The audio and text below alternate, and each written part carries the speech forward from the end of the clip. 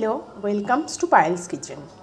আজকে আমি আপনাদের দেখাবো মাইক্রো ওভেনে কীভাবে চিংড়ি মাছ ভাপা করতে হয়। এই জন্য প্রথমে আমি চিংড়ি মাছটাকে ভালো করে ধুয়ে নিয়েছি। এরপর একটা পেস্ট তৈরি করেছি, যেখানে আমি দিয়েছি সর্ষে, লঙ্কা, নুন, হলুদ সব একসঙ্গে দিয়ে আমি একটা পেস্ট করে নিয়েছি। এবার এই পেস্টটাকে আমি এই চিংড়ি মাছের মধ্যে দিয়ে দেব। মশলাটা আমি চিংড়ি মাছের মধ্যে দিয়ে দিলাম। এবার একটা চামচের সাহায্যে ভালো করে মশলাটাকে আমি চিংড়ি মাছের সাথে মাখিয়ে নেব। এখানে আপনারা চাইলে নারকেলও ইউজ করতে পারেন, কিন্তু আমি এখানে নারকেলটা ইউজ করিনি, কারণ আমার বাড়িতে কেউ নারকেল খায় না। এবার আমি ওপর থেকে বেশ কিছুটা সর্ষের তেল দিয়ে দিয়েছি।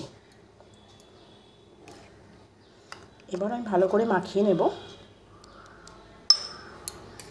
এরপর ওপর থেকে আমি দিয়ে দেব কতগুলো কাঁচা লঙ্কা।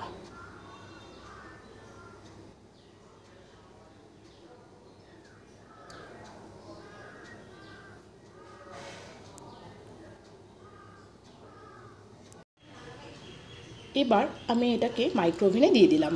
মাইক্রো ওভেনে দিয়ে আমি 5 মিনিটের জন্য এটাকে কিছুক্ষণ রাখবো।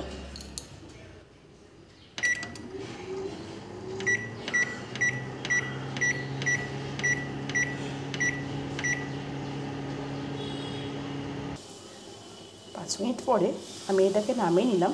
দেখুন, খুব সুন্দরভাবে আমার চিংড়ি মাছ ভাপাটা হয়ে গেছে।